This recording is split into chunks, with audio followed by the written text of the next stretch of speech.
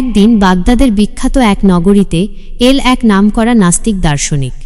লোকটি বহু জায়গায় বিতর্ক করে ইসলাম ও অন্যান্য ধর্মকে ভুল বলে দাবি করত। সে বলত আল্লাহ বলে কিছু নেই, ধর্ম কেবলই কুসংস্কার। তার কথায় অনেকে বিভ্রান্ত হয়ে যেত, আর সে নিজেকে জ্ঞানের শ্রেষ্ঠ দাবিদার মনে করত।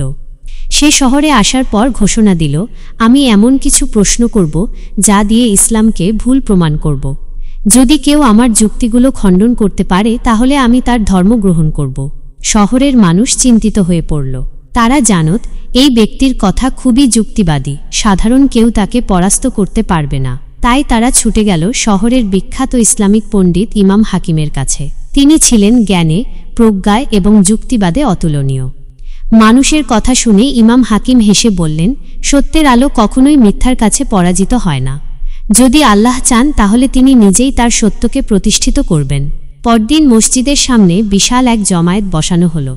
নাস্তিক লোকটি এগিয়ে এসে বলল, তোমরা আল্লাহর অস্তিত্বে বিশ্বাস করো, কিন্তু তাকে তো কখনো কেউ দেখেনি। এমন কিছুতে বিশ্বাস করা কি বুদ্ধিমানের কাজ?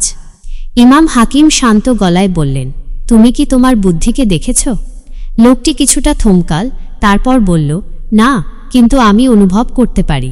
ইমাম বললেন, ঠিক তাই, সব সত্য চোখে দেখা যায় না।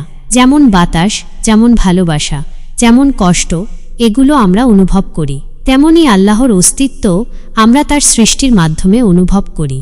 শ্রোতারা প্রশংসাসূচক গুঞ্জন তুলল, কিন্তু নাস্তিক সহজে হার মানার লোক নয়। সে বলল, ঠিক আছে, কিন্তু যদি আল্লাহ থাকতেন তবে পৃথিবীতে এত দুঃখ দুর্দশা কেন? কেন গরিব মানুষ না খেয়ে মরে? কেন যুদ্ধ হয়? ইমাম বললেন, বলতো, আগুন কি ভালো নাকি খারাপ? নাস্তিক বলল, আগুনের ব্যবহার অনুযায়ী ভালো বা খারাপ হয়। যদি রান্নার কাজে ব্যবহার হয় তাহলে ভালো, কিন্তু যদি কোনো ঘর পুড়িয়ে দেয় তাহলে খারাপ। ইমাম বললেন, ঠিক তাই, পৃথিবীর দুঃখ কষ্টও এক ধরনের পরীক্ষা। আগুন যেমন মানুষকে শক্তিশালী করে, তেমনি কষ্ট মানুষকে আত্মশুদ্ধি শেখায়, ধৈর্য শেখায়। একজন শিক্ষার্থী যেমন কঠিন পরীক্ষার মধ্য দিয়ে দক্ষতা অর্জন করে, তেমনি মানুষও দুঃখ কষ্টের মাধ্যমে পরিপূর্ণতা লাভ করে। নাস্তিক এবার চুপ হয়ে গেল, কিন্তু সে তখনও হাল ছাড়েনি। সে বলল, তাহলে এটা বলো, তোমরা কুরআনকে আল্লাহর বাণী বলো, কিন্তু এটা তো মানুষের লেখা বইও হতে পারে, কেন আমি এটাকে বিশেষ কিছু ধরে নেব? ইমাম হাকিম মৃদু হেসে বললেন, তাহলে আমাকে এমন কোনো বই দেখাও যা 1400 বছর আগে লেখা হয়েছে, অথচ তার প্রতিটি কথা বিজ্ঞানের সাথে মিলে যায়। তিনি কুরআনের কিছু আয়াত তুলে ধরলেন। 1, আমি প্রত্যেক জীবকে পানি থেকে সৃষ্টি করেছি, সূরা আল আম্বিয়া 30 নম্বর আয়াত। আজকের বিজ্ঞানও বলে প্রাণের উৎস পানি। 2, নিশ্চয়ই মানুষকে আমি এক জমাট রক্তের মতো বস্তু থেকে সৃষ্টি করেছি, সূরা আলাক 2 নম্বর আয়াত। আধুনিক ভ্রূণতত্ত্বেও একে প্রমাণিত। 3, আমি আকাশকে সম্প্রসারিত করছি, সূরা আয় জারিয়াত 47 নম্বর আয়াত।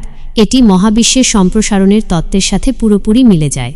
নাস্তিক হতভম্ব হয়ে গেল, সে এ বিষয়ে কখনোই ভাবেনি।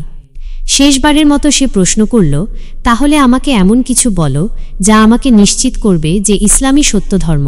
ইমাম বললেন, আল্লাহ বলেন, হে আমার বান্দারা, যারা নিজেদের উপর জুলুম করেছ, তোমরা আল্লাহর রহমত থেকে নিরাশ হয় না।